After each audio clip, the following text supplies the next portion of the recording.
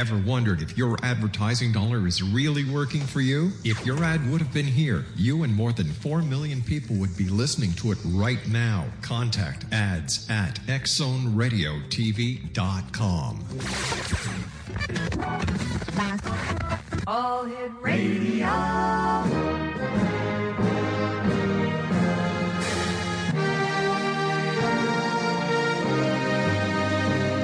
Welcome to the X Zone, a place where fact is fiction and fiction is reality. Now, here's your host, Rob McConnell.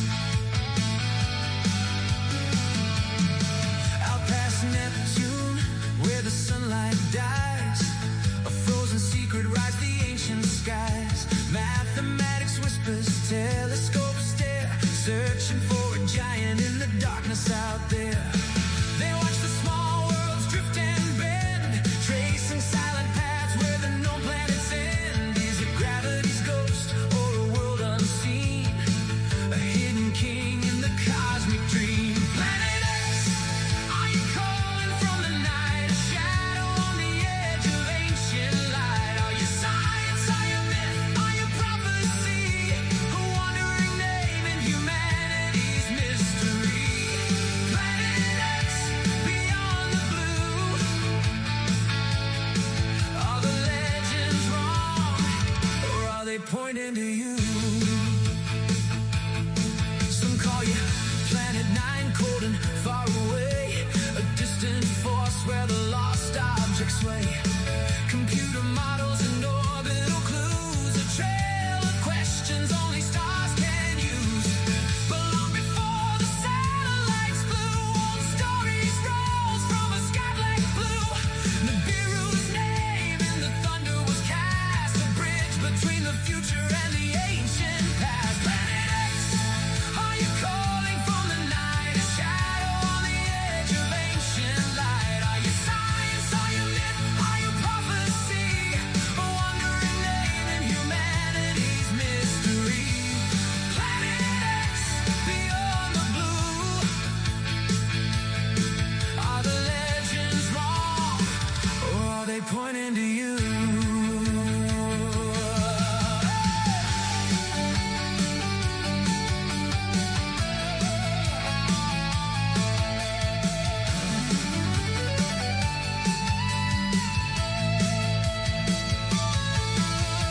NASA says the doom is not at our door. No rogue world crashing, no final war. But science still listens where the cold winds spin, for one more planet that may have always been.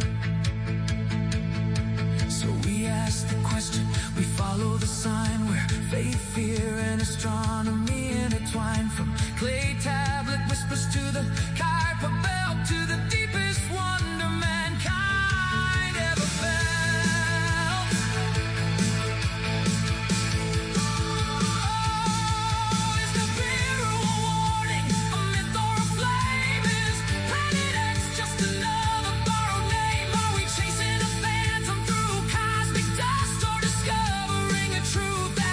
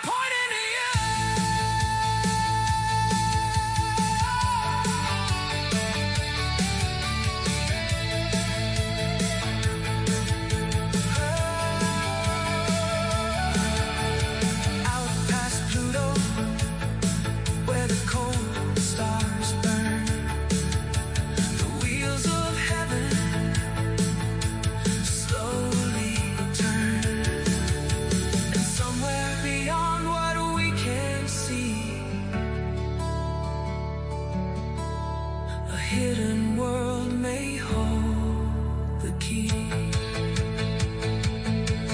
Planet X, the question lives on. Here in the X Zone mystery.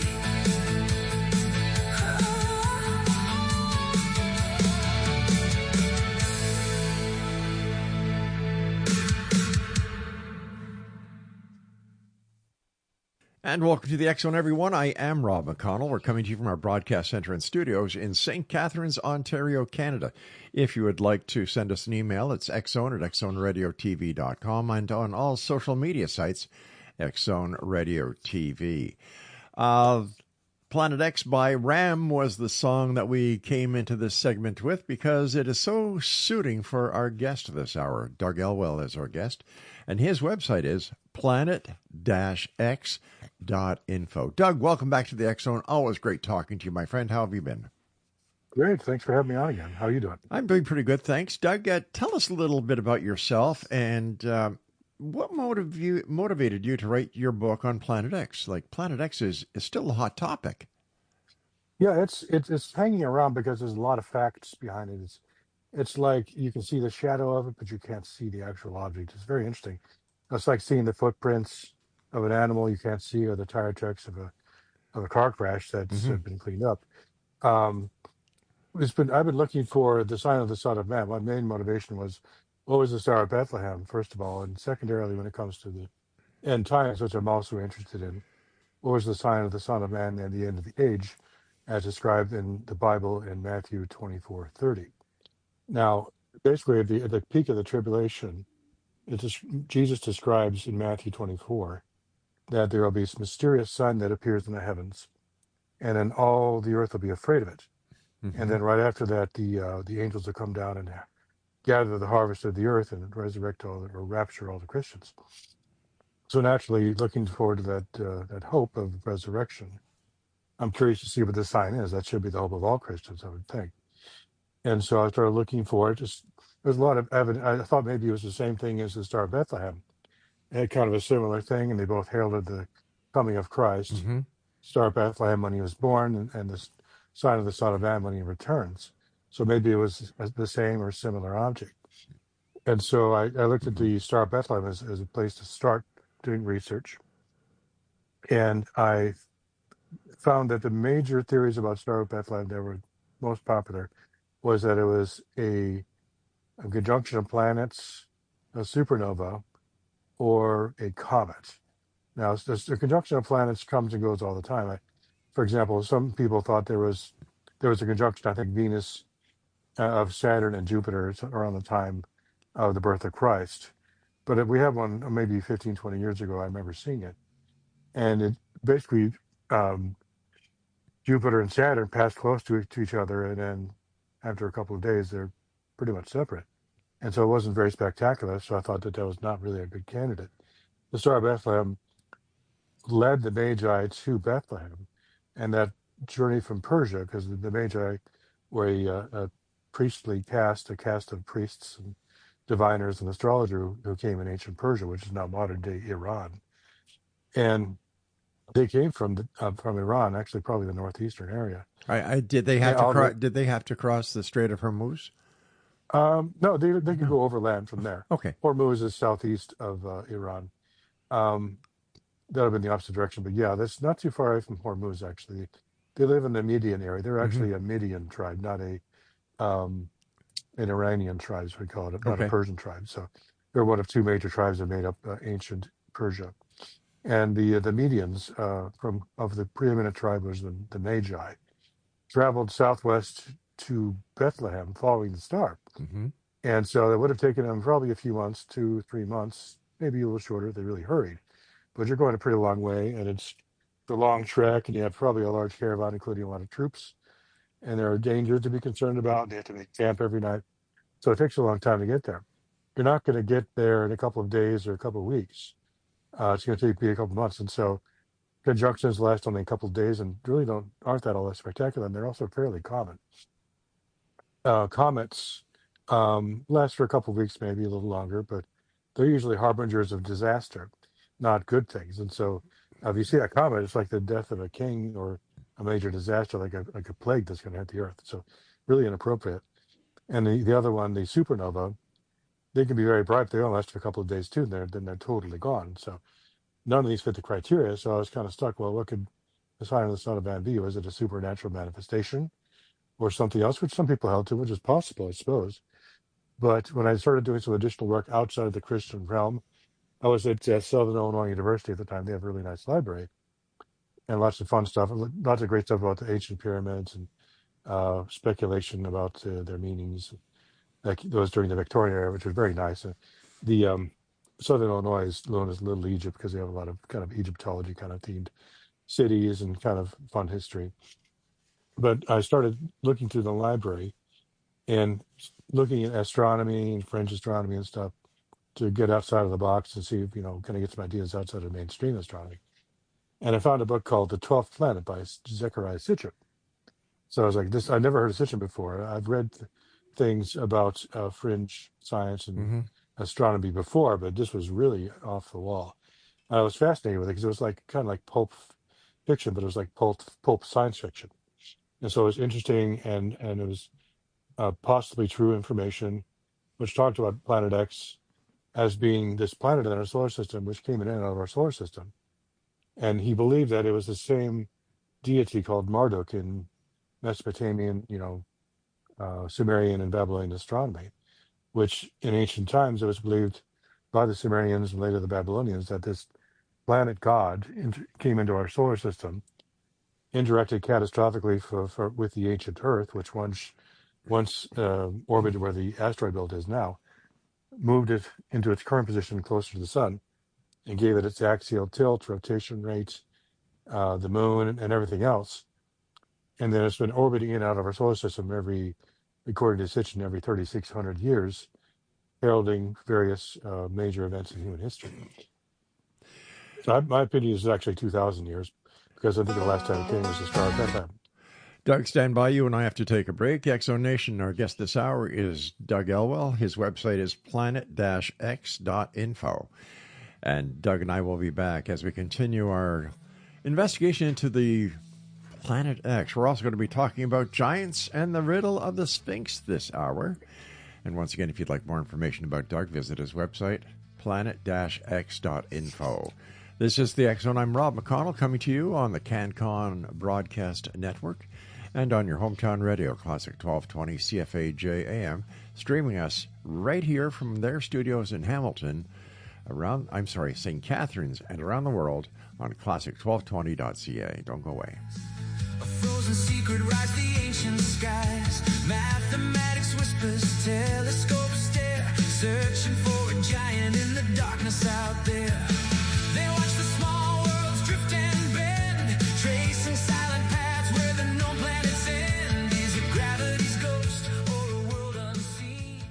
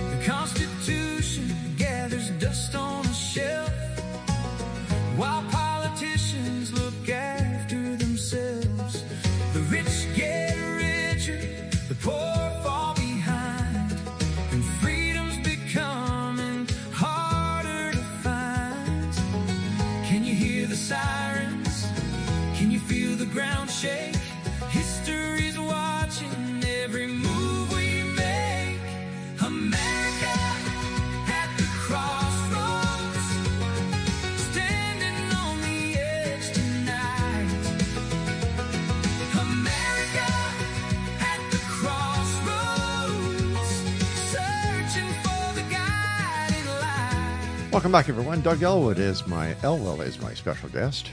www.planet-x.com. .info. I'm sorry, Doug. Doug, the Magi, when they were leaving Iran, would it not be fair to say that they were Muslims? That was well before the Muslims, not a long time. I Okay. think the Muslims came in around 600 AD when they overthrew the old idolatrous regimes and instituted their own monotheistic religion.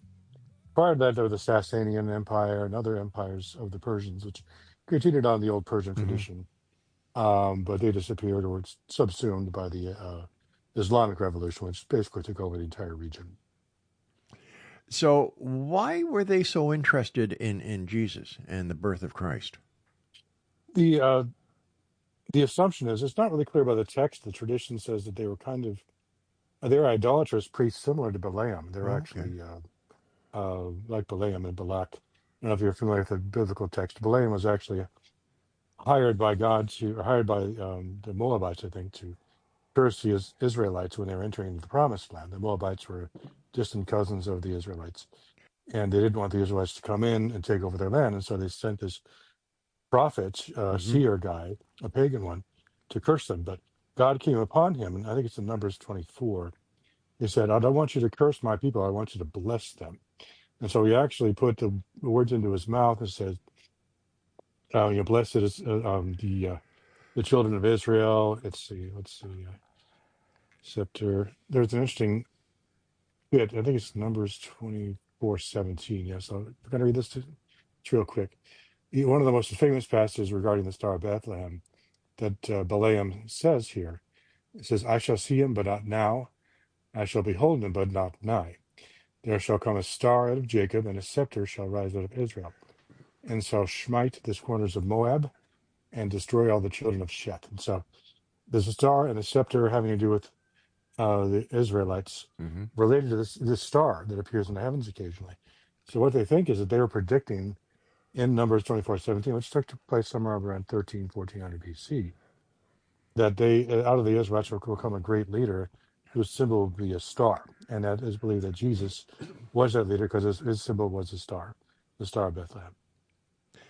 Um, so, how is this Planet X related to the creation history? Planet X is intrinsic to the creation history of Earth because Earth was believed by some, including myself, originally formed where the asteroid belt is in the fourth position between Mars and Jupiter. We know this for sure because there must have been a planet there formed originally within the solar system because there's a huge amount of asteroids there, small, but a large number Mm-hmm. of them. And asteroids in any rock can't form by themselves. All rocks in the universe have to form originally out of a planet because only a planet-sized object can have the gravitational pull collectively to compress the dust that floated around in the ancient universe into a rocky form. There's no rocks that formed in the universe in the beginning. It had to be compressed dust and maybe gas, possibly some liquids, that over time compressed collectively through collective gravity. As that planet was forming, it collapsed on itself and formed rocks that were supercompressed dust. And so there are different kinds of rocks. There are, magma type rocks, and there's stuff that forms by through water. But the original rocks were all based on compression of dust. And the only way you can do that is to have a planet-sized mass of dust. Therefore, in order to have asteroids in the asteroid belt, you had to have a planet there from which they could be cut away with some kind of a force.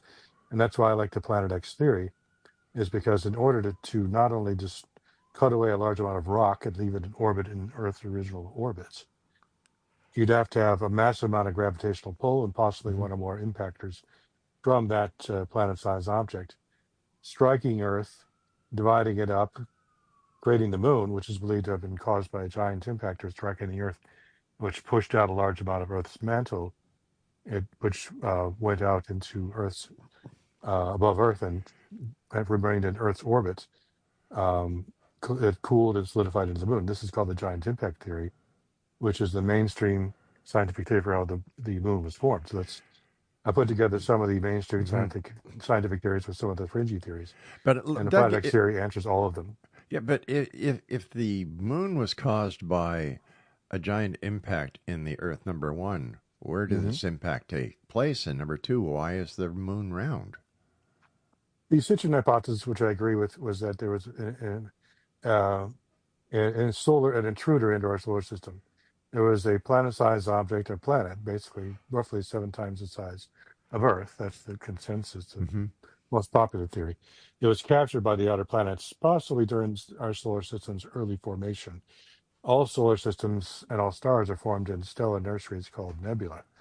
And these are basically huge clouds of gas and dust, which over time collect together through collective gravity, then form stars. And from those stars, as they compress into a star, they gradually start spinning, and that spinning creates a huge, what's called a nebular solar disk.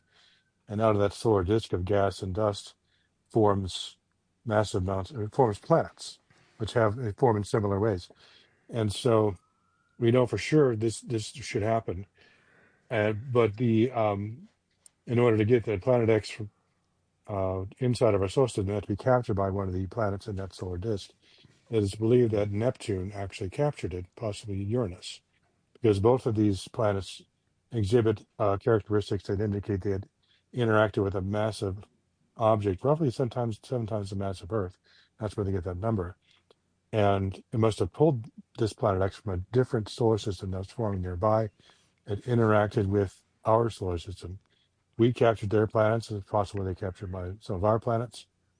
And Planet X remained a part of our solar system to this day and reappears every 2,000 years, When's according the to that orbit. when is the next time that you believe Planet X will come close to this planet that we call Earth? Sitchin believed there's a 3,600-year orbit based on the Sumerian Shar measure, which is basically kind of a master number they use in their numeric systems. I believe it's actually 2,000 years, because that seems to be the time that a Hmm. star appears in the heavens Right. to herald the birth of major personages or their return. 2,000 years ago, there was Jesus. 2,000 years before that, there was Abraham, whose birth was also heralded by a star. 2,000 years before that, there was the rise of the Sumerian Empire and their worship of the star. Their god was actually a star, a person who actually lived on a star and was a star. The star symbol, which is the most important one in their alphabet or the logography, because they have a kind of a symbol-based system instead of an alphabet, is a eight-rayed star, which can mean God, heaven, or star. And so I think that 4,000 BC, Sumerians were visited by God who came down from this planet, taught them how to do language and literature and writing, and formed the basis of a civilization that they could then remember him and his planet. And and he comes around every once in a while. And that's what Enumilish was a description of how the Earth was formed and how it interacted with one of the other many of the other planets actually, especially Earth, and that cataclysmic conflict it had with Earth, and how Earth was formed in its present version, and how mankind was created in plants and animals. The Enumilish is kind of a Sumerian version of the Bible. They were both. It was written before that, but not long before. And then the new Bible we know was written by Moses about 500 years later. So when we look back in time, is based on Sitchin's theory, God from the planet Nibiru or Planet X? I wouldn't know if he's from it or he uses it as a tool of a means of accomplishing various Hmm. things. He shot it like kind of like a divine billiards player into our solar system, and it interacted with the outer and possibly some of the inner planets. All the planets from Earth, actually Mars on outwards, but Earth also especially, exhibit characteristics of having been interfered with by one or more massive objects. And if Planet X may have been orbiting closer and closer to the solar system, it is believed that over time its orbit is precessed, which means it's changed position over time because it's being pulled into the sun more and Hmm. more over time, to the point where it interacted with Neptune, Uranus, Saturn, Jupiter, and eventually Earth, where it had a catastrophic conflict, and one or more of its satellites struck Earth and modified it substantially, struck away a large portion of it, which became a moon. Another, according to Sitchin, one of the gaseous satellites around Planet X struck Earth a little more softly instead of crash shattering it. It had the effect of pushing it closer to the sun, so it was close enough to be warm enough to support life as we know it. In fact, in the book I wrote, Planet X, the sign of the son of man and the end of the age, I argue that Genesis can be retranslated to say exactly that, and that the Spirit of God hovering over the waters could be translated as the wind of God, i.e., this gaseous satellite that orbited around Planet X, push Earth to a place where it can be warmer. So, is there a correlation between the return of Planet X and the end of times? Planet X is defining the beginning and ending of Earth, I of see. mankind's history, and Earth's history, possibly, depending how you interpret the text. Planet X brought Earth in or modified it, and it may take it out in the future. It's interesting how you interpret. I think it's Revelation 21 and 22. So, also, it's interesting that in the beginning, when you look at the word beginning or the word created, in the beginning, God created the heavens and the earth. The word created doesn't mean to create; it means to cut. It's karat. Ah, It's the same word that's used to cut a covenant. I believe the word karat is where we get the word carat, which is the weight of a diamond. Because the best translation of karat is to cut a diamond with a chisel. And so I think that the Jews brought that word karat with them, and they were known for their ability to do jewelry. They were very good at it. Doug, And I think the stand word by. karat, We've got to take our break, my friend. Exonation. Doug Elwell is our guest. His website is planet-x.info. And we'll both be back on the other side as we continue here in the X Zone with yours truly, Rob McConnell, from our studios in St. Catharines, Ontario, Canada, on the CanCom Broadcast Network, and your hometown radio, Classic 1220 CFAJ AM. And they stream us at classic1220.ca. Don't go away. Gathers dust on a shelf while politicians look after themselves. The rich get richer, the poor fall behind, and freedom's becoming harder to find. Can you hear the sirens? Can you feel the ground shake? History's watching every move we make.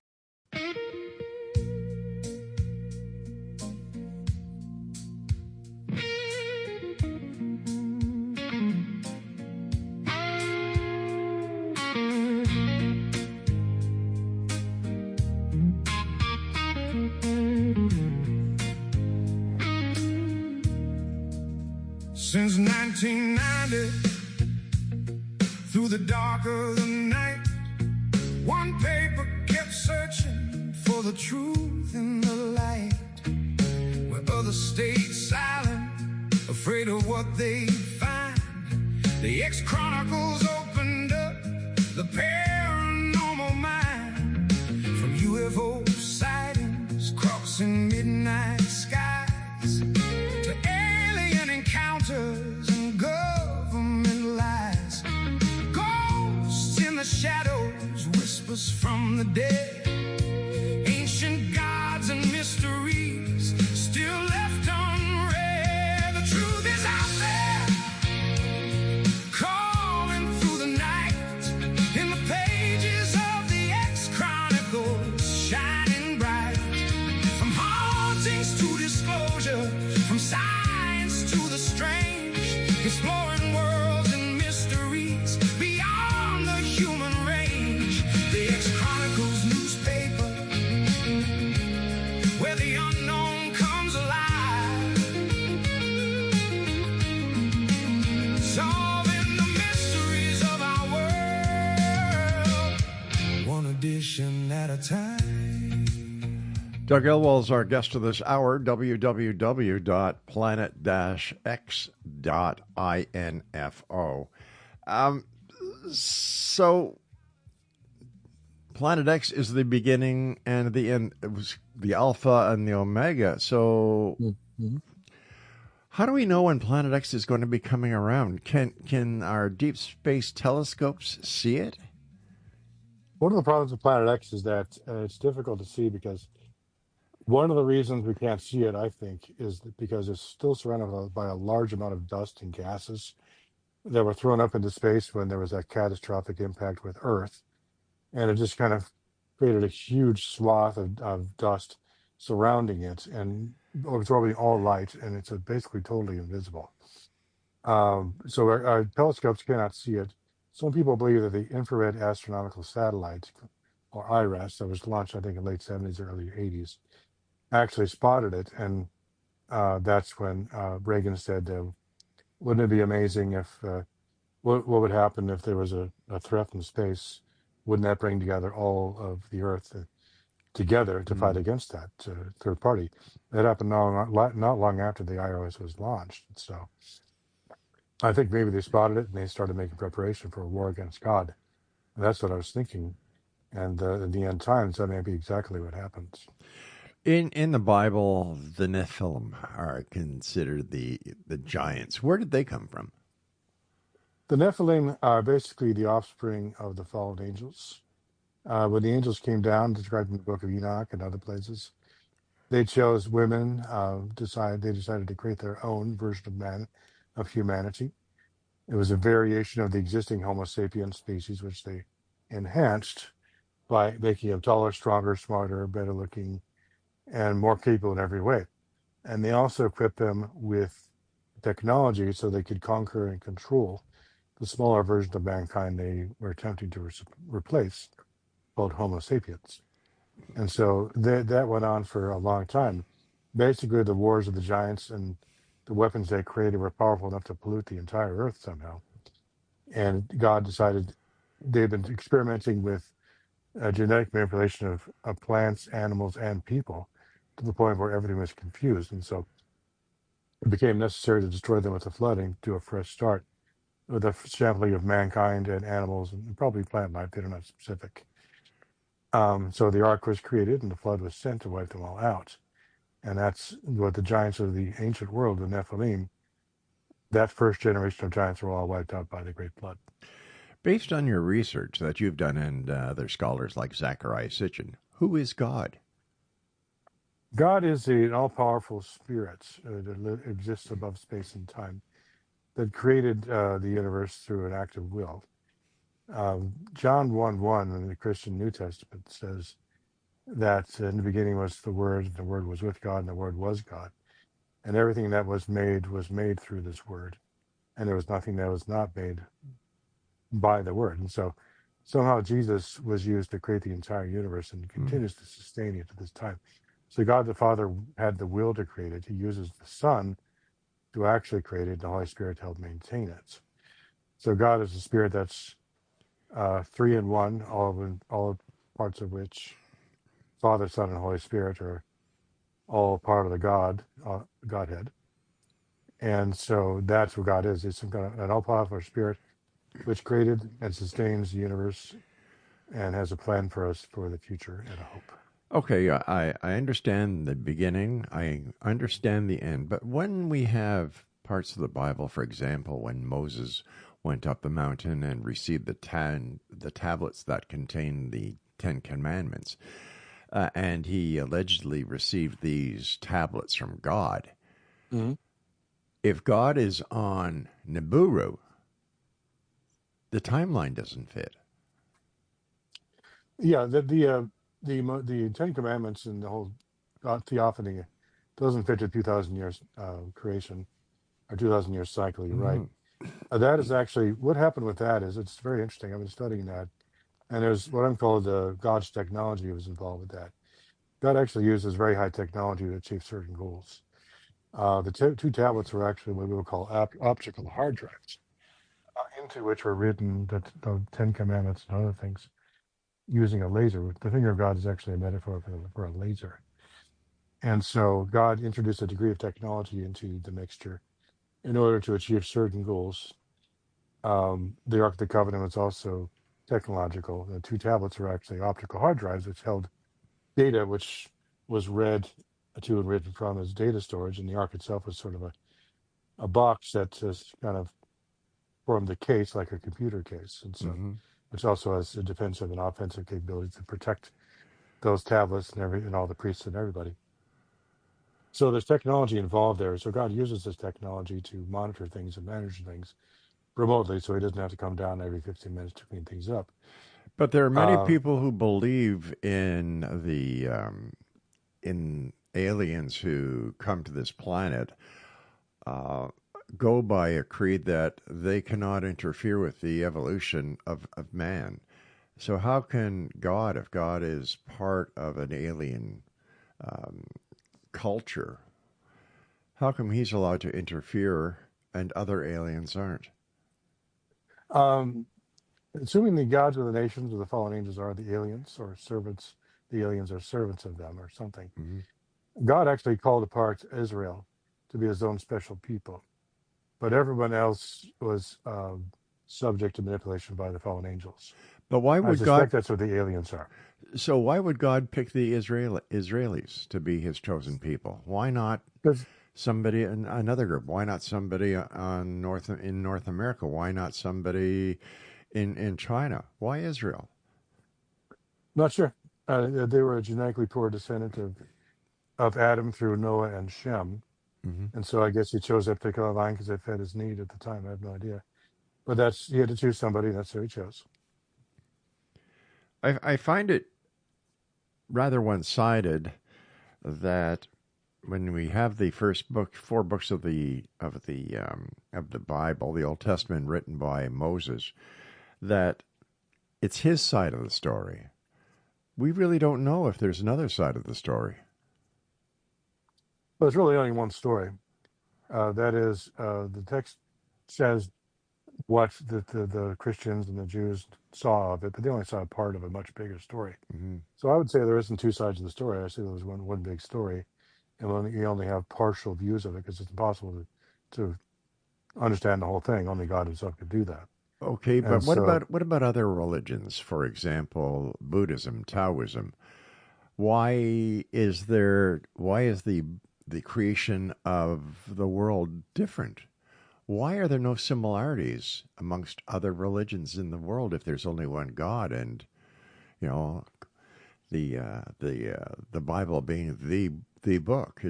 I find that hard to understand. well, those who chose not to follow after the God of the Bible created their own gods and followed after other angels, which they have the freedom to do. And those other angels, other beings, whatever you want to call them, have their own ideas about how to do things. And so you get these different religions But that what are similar to but not the same as the Bible. so which brings me back to my original conundrum is how do we know that the Bible is real, that the events in the Bible really did happen? Because there are other religions on earth that predate the Bible. That's true. Yeah, I don't know. That's something you have to take on faith. You have to make your own decisions. Most all religions are based on faith. Hmm. And so you have to make your own decision as to what you want to do. Gotcha. Not everyone believes the Bible, and that's fine. God created a situation where you had the ability to make a choice, and so we can't say we didn't have any choice. You did. So are the Anunnaki that were talked about by Sitchin the people from Nibiru? Apparently, the Sumerians believe that they were thrown down from planet X or Nibiru, as the theory goes. And this planet, which goes in and out of our solar system, occasionally there are battles in space. Revelation 12 might be an example of that, where Satan attempts to uh, take back some space and God repels him back. And it seems to me that Satan's forces, the dragon's forces, are being constantly reduced in their scope and ability to control space. But down to the point where at the point of Revelation 12, Hmm. I suspect the battle is taking place on Mars, and from the rest of the solar system in from Mars orbit. I think what's happening in the end times in Revelation 12, or sometime prior to that, is that Satan's forces are defeated at our Mars bases and driven back to their Earth base as a last redoubt. And that's when the events of Revelation happen, the parts from the sixth seal onwards, when the battle becomes between Satan and God over the control of Earth. But if God is all seeing, all knowing, has the ability to create life, Why does there have to be a battle between God and Satan when, if God is all that he's claimed to be, he could simply wipe them out? Satan has enough power to slow down God, I guess you could say. I should say I actually believe Satan and Jesus are actually kind of controlled by the Father. And he's creating an environment where Jesus and Satan can compete with each other fairly as to whose philosophy, way of doing things is better. And so Satan had a free hand to do what he felt was better, Mm-hmm. and Jesus did something else, similar to Cain and Abel, basically. In fact, I think the Cain and Abel story are basically a macrocosm of what's happening between Jesus and Satan. Two different ways of thinking Right. being determined as to which way to go, and then the winner will rule the universe from there on after. All right, stand by, And Doug. We've so, got to take our final break. Exxon Nation, Doug Elwell's our guest, www.planet-x.info, and we'll be back after this final break as the Exxon continues from our broadcast center and studios in St. Catharines, Ontario, Canada, on the CanCom Broadcast Network and your hometown radio, Classic 1220 CFAJ AM, streaming us at classic1220.ca. One paper kept searching for the truth in the light, where others stayed silent, afraid of what they'd find. The X-Chronicles opened up the paranormal mind, from UFO sightings crossing midnight skies to alien encounters and government.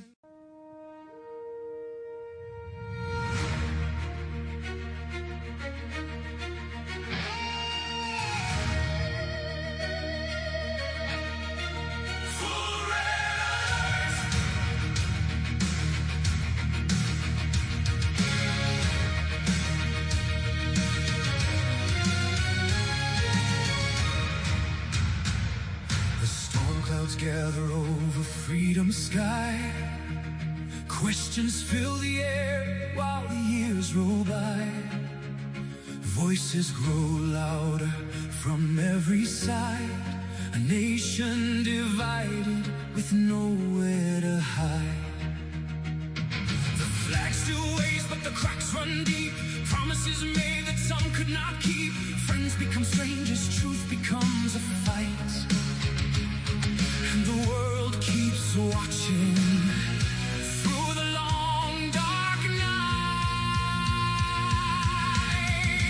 For red alerts, can you hear the warning sirens cry?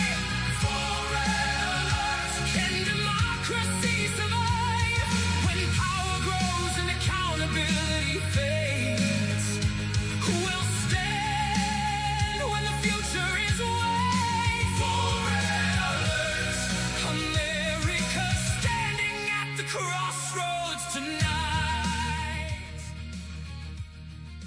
Doug Elwell is my special guest this hour. www.planet-x.info is his website. Doug, is there any relationship between Planet X or Nibiru and what has occurred in ancient Egypt? ancient Egypt, I'm not sure. They're kind of outside of the mainstream of Mesopotamian thought. They have their own thing, which is also very interesting. Some have suggested that the battle between Ra and Apophis, the Mhm. serpent god, may have a cognate to Marduk versus Tiamat in Enuma Elish. I think that it is. Apophis is a little bit different. I think it has to do with a pernicious nanovirus. Actually, I've Apophis is may actually be a reference to an ancient technology, a nanotechnology that the fallen angels gave to their giant sons and daughters, possibly even Adam and Eve. And they taught them all kinds of technologies. When Adam and Eve were in the garden, I suspect the the, the tree of knowledge and the gift that Satan gave to Adam and Eve in return for the loyalty was actually what we call high technology or knowledge of it. And they experimented a little bit too much, and some nanotech escaped, and it actually took control of them. And that's part of the reason they had to leave the garden, because they were no longer holy. Their bodies had become taken over by nanoviruses. And I think that's the serpent in the tree is actually a metaphor for a nano serpent, which occasionally makes itself known throughout history because Satan and the fallen angels are constantly trying to use it to enslave mankind. And in Revelation 9, we see that return. These locust, centaur, scorpion things are actually injecting these little nanobots into the bodies of those who have the mark of the beast on them. And it's a form of kind of a system that helps the beast enslave them and control them directly by a computer. Sounds outlandish, but the technology is possible. In your opinion, if we are being used as pawns on this planet between the forces of good and evil, are there other planets throughout the solar systems and throughout the universe where God and Satan are using their planets and their people for their own pleasure? I suspect that the gods of the ancient world, the reason they were aligned with the planets is because the fallen angels actually did rule those planets and have bases on those planets, or maybe the moons around them if they're gaseous planets. I think Mars was it's a classic example of another planet that the fallen angels would have had bases on, which is why we have pictures of pyramids that are incredibly ancient on them, and the face on Mars and stuff like that. There's evidence of manufactured things on various moons, I think around Saturn or Jupiter, I forget which one it was, maybe it was Uranus, that there's maybe intelligent life may have had bases and structures all over the solar system, but mostly on the Earth, Mars, and the Moon, because those are the most solid and safest places to build. To your knowledge, is there any proof on this planet to support the ancient astronaut theory? I think most of the architecture and the religions are evidence of ancient astronaut theory, though I don't believe that an ancient astronaut per se. Okay. The ancient astronaut theory is based on exobiology, which means biological entities evolved on different planets. I actually think, I don't know the answer, but my belief is that all life originated in Eden, and everything we have throughout the solar system and maybe further, there were modified versions of the originals that God created at that time. The fallen angels trying to create their own custom bodies they could use to do various things. Classic gray aliens being a sort of a space suit that they could put on to interact with the world in space in a safe way.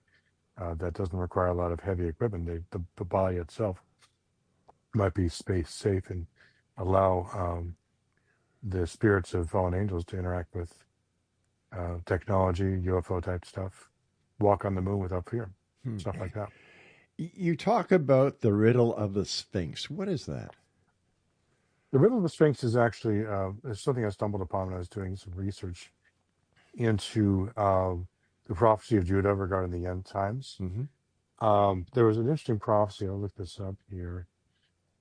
It's similar to the scepter concept. We talked about the scepter and the star, where Judah was prophesied in Genesis 49:10 by Jacob, but he was Jacob, the father of the 12 tribes. Jacob's other name is Israel. Talked about prophesied about the state of the affairs of the descendants of the 12 tribes in the end times. And he had a particularly interesting one for Judah. It goes something like this. Judah is the lion's whelp, from the prey, my son, thou art gone up. He stooped down, he couched as a lion, and as an old lion, who shall rouse him up?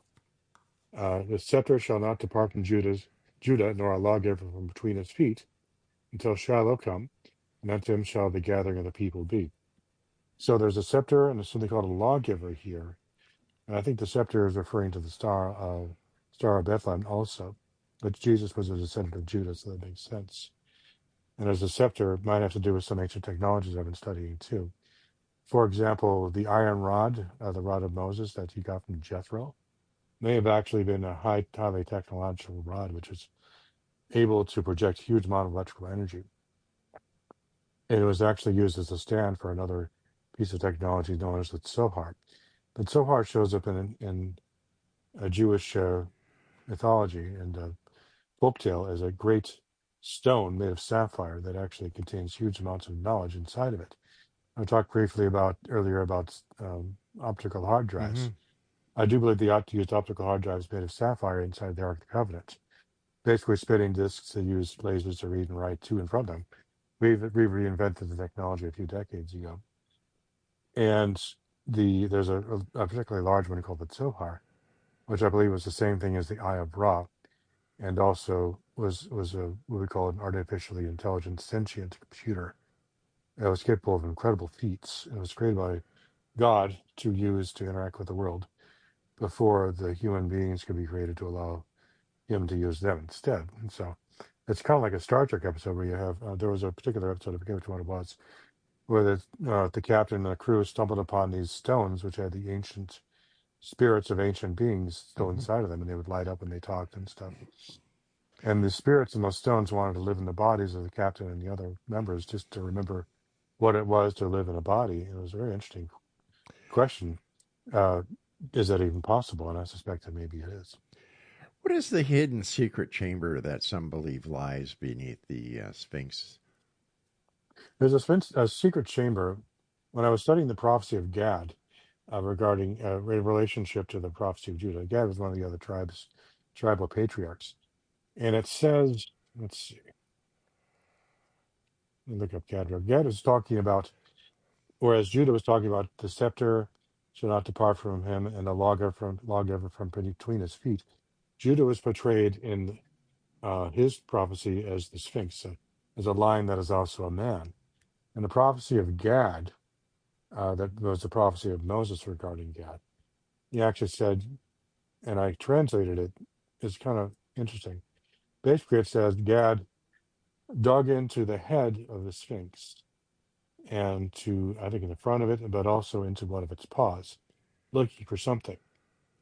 And he finally found a passage underneath the Sphinx into a secret chamber beneath the Sphinx, in which was called something called the lawgiver. It was a stone that had all knowledge and could be used to talk to God. And I talk about it in my book, The Riddle of the Sphinx, which is available as a Kindle book on Amazon.com, where it actually was also this kind of computer I was talking about. It was the same Sohar stone, possibly the Eye of Ra, talked about in Egyptian mythology too, which not only had massive amounts of information and computer storage type thing, but it could actually allow you to talk to God directly, just like the Ark of the Covenant was used.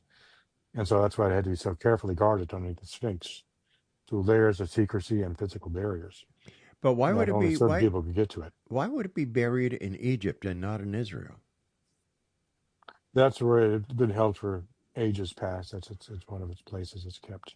But Just a superior place of safekeeping that everyone knows about, but can't be gotten to easily. But like if you're God's chosen people and you're given the promised land by God, why would God put his communication device in the hands of your enemy? For a long time, the Egyptians were not his enemy. They were actually useful people, very intelligent, and had advanced understanding and knowledge of the ancient world. They weren't necessarily evil. The problem was that they fell into idolatry, and they started following after other gods. My theory is that the gods, symbols of gods, the deities with the bird head or whatever, was actually symbolic of scientific principles and concepts that were intended to teach people and retain knowledge over time. I think what happened is they lost understanding what that was, the concept of being symbolic, and thought these were literal gods with literal bird heads, and began worshiping them. They just lost their knowledge. The Bible says, "My people die for lack of knowledge." They became ignorant and forgot the original meanings of these scientific principles. They just started worshiping and offering up votive offerings to pictures of bird-headed deities, which was foolish. And so once that started happening, God realized, you know what, I'm going to have to take what's left of Egyptian knowledge. I'll give that to Moses, Bezalel, Holiab, other intelligent men. Take what was good from Egypt, leave behind what was bad. Take all my people and move them to Canaan, where they'll form a new state that allow the good parts of Egypt without the bad parts. And I'll teach them even more stuff.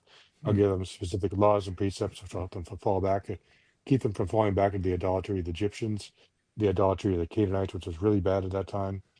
And it was just sexually immoral, horrible people, just the worst kind of person you can imagine. They keep it. They don't talk about it, but they really are very bad. It's done very politely. Doug, I hate And to so do this, but we've that's just what I run did. out. We've just run out of time for tonight. I want to thank you so much for joining us. You'll have to come back, and we have so much more to talk about. But until Doug returns, Exo Nation, visit his website at planet-x.info. This is the X Zone. I'm Rob McConnell. I'll be back on the other side of this break as hour number 2 of the X Zone starts right now from our broadcast center and studios in St. Catharines, Ontario, Canada, on the CanCon Broadcast Network and your hometown radio, Classic 1220 CFAJ AM, streaming at classic1220.ca. The paranormal mind from UFO